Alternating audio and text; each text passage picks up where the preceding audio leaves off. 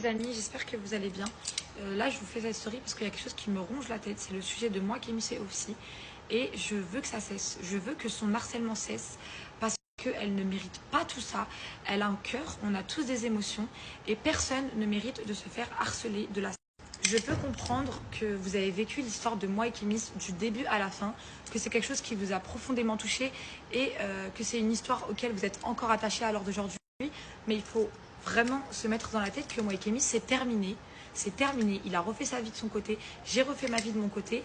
Mais là, le sujet le plus important pour moi, c'est aussi. Elle ne mérite pas de vivre tout ça. Je ne cautionne pas du tout l'harcèlement. Personne ne mérite d'être harcelé par message. Personne ne mérite de se faire insulter tous les jours. Personne ne mérite de laisser une femme être comparée à une autre femme sans cesse, sans cesse, sans cesse. Vraiment, ça, je veux que ça cesse. Il faut vraiment se mettre quelque chose dans la tête, c'est qu'on n'est pas des robots. On fait du divertissement, on est sans cesse exposé sur les réseaux sociaux, mais on a un cœur et on ressent des choses. Et personne n'a les épaules pour surmonter tout ça.